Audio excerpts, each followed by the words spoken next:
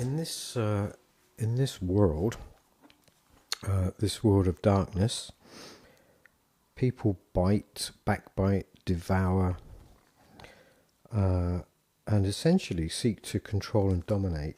That's the kind of modus operandi. And one of the ways that comes out is in the whole what you might call the education system. So, direct experience of that yesterday. Let's just have a scripture before we start. Where are we? Acts 20 and 38. Sorrowing most of all for the words which he spake, that they should see his face no more. And they accompanied him unto the ship. So, yeah, these words may cause sorrow, and it's possible that the people that are going to be spoken about won't be seen again. More importantly than that, if you're not in Jesus Christ, you will sorrow. Where are we? Yeah, so the education system and how it's set up as a form of control and domination. Went to one of these driver training places, whatever it's called, speed awareness courses. Put my head down on the table while they were doing their own sort of personal introductions, which they didn't like. And the man, don't remember his name, he kind of rapped the table. And so I sat up, still kept my eyes closed. They attempted to, both the girl, Natalie, and this man attempted to escalate the situation. And I said, leave me alone, I'm listening. There was no presentation on the screen at this time. They continued to escalate. That wasn't acceptable to them. So I told them both to shut up. So they continued to escalate. Anyway, long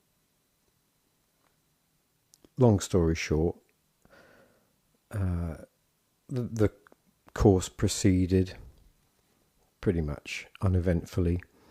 And then at the break, I just went over to this girl, Natalie, and said, can I say something to you in private, perhaps, if you'd prefer?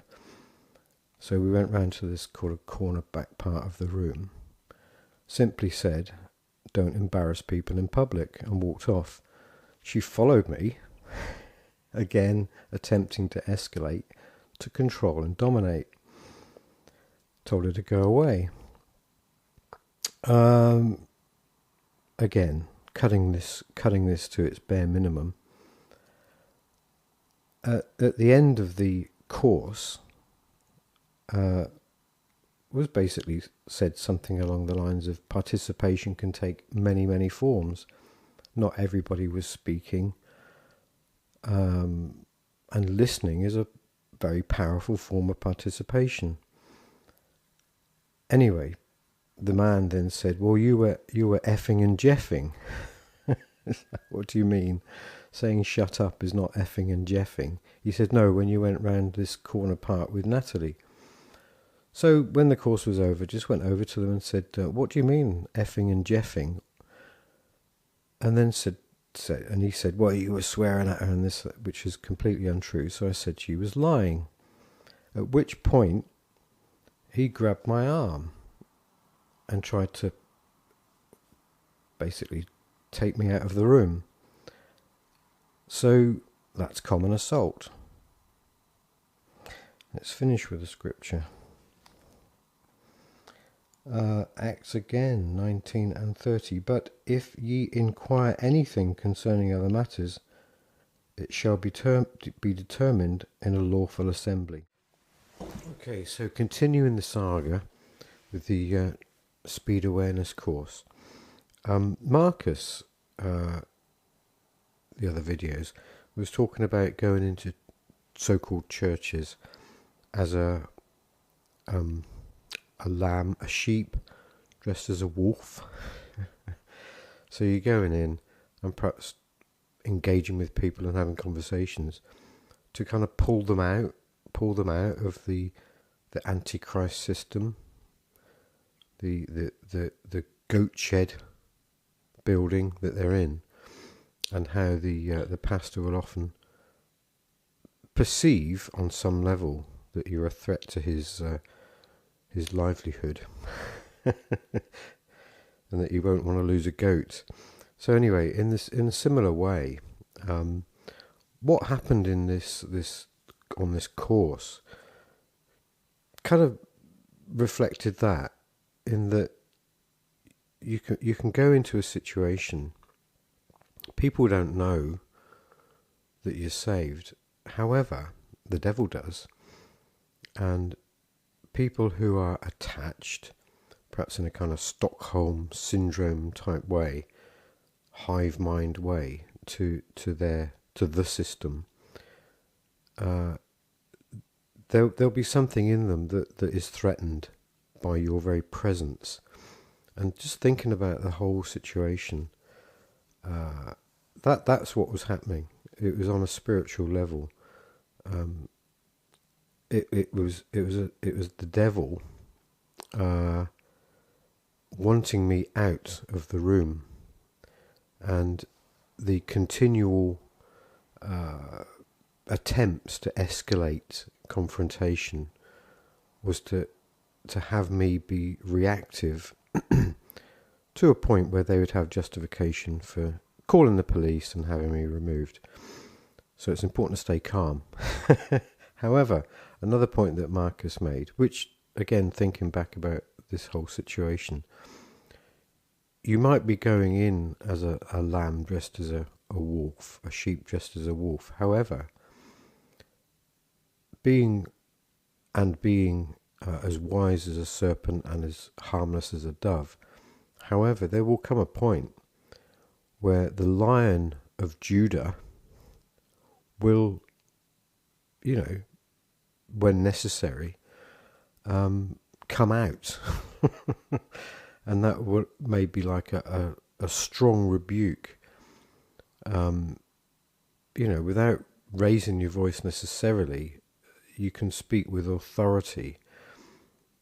And although there was no actual conversation about, Jesus or salvation, the outcome at the moment has been that they did award my qualification, so to speak, or whatever you want to call it, that having read her report, that said that I'd come initially very aggressive, very confrontational, blah, blah, blah, had no meaningful participation. And because of the common assault that occurred, which never got reported to the police, by the way, she was lying, that her version of events was not accurate, and that the version of events that were given by me were accurate, because, and again, as Marcus points out, we have God, even so Jesus Christ, we have truth. Yeah, we have the Spirit of truth. And the devil, the powers of darkness, the forces and principalities and powers in high places cannot counter that. Anyway, the outcome was that they changed their decision not to qualify me, whatever it is, not to, because I was going to have to resit the course and probably pay for it again. Now, I don't know. I've left it with them, basically. Sent an email to say, you do what you do. My son was saying, well, he should be sacked, really. You can't be behaving like that. What was interesting, perhaps, as has already been sort of stated, it was the manifestation of whatever spirit was in these two people. All it wanted to do was have me out of the room. Whatever they're going through, this Justin, whatever his name was, and the other man, it may make them think, because God will work on. Often, what happens in these situations, especially probably if either one or two, both of them do lose their jobs over this, which is quite possible, they'll be pricked in their heart by their conscience, and it might be part of that process. I've seen this before in,